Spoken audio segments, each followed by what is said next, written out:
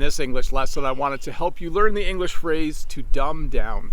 Now, I think you know what the word dumb means. It's kind of an insult for someone who's not very smart. If you say he's dumb, you're saying that that person isn't intelligent. So it's not a nice thing to say. But we do use the phrase to dumb down to talk about making something simpler and easier to understand.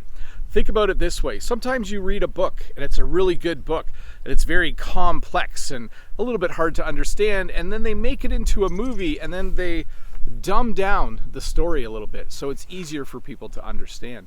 Sometimes too, they'll make instructions for something and the instructions might be really hard to understand. So they might say to someone at that company, hey, before we ship that product, someone needs to dumb down the instructions. You need to make them simpler and easier to understand. The other phrase I wanted to teach you today is the phrase dumb luck. So luck, when you're lucky, it just means that something goes your way for no reason, and dumb luck is the same thing basically. A good example would be this. Normally I take a certain road to go to work, but the other day I took a different road and then I ended up finding out the road I normally take, there was an accident there and I would have been stuck. So it was just dumb luck that I took the right road. There was no reason when I got to the end of my driveway, I decided to go one way and not the other. It ended up being dumb luck that I just ended up going the way where there was no traffic and no accident that would have held me up.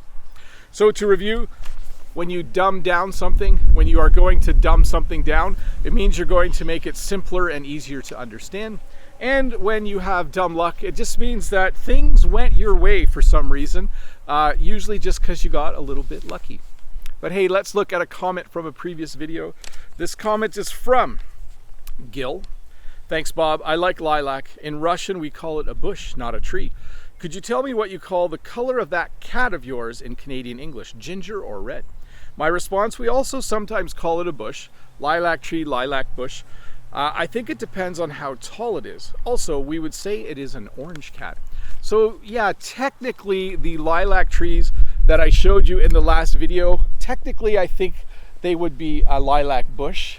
They look more like a bush than a tree, but we've always called them lilac trees, I think because they are taller than me. And the cat, yeah, we don't usually call a cat like that a ginger cat. We would usually just say it's an orange cat. And the other name we have for it is tabby. I think tabby refers to, you know, the pattern of the fur on the cat. So I would have called that an orange tabby cat.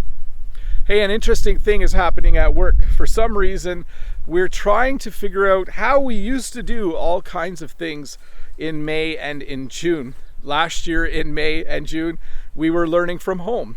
2 years ago in May and June, we were learning from home. So there's all these little activities and things that we can do now that we can do in person.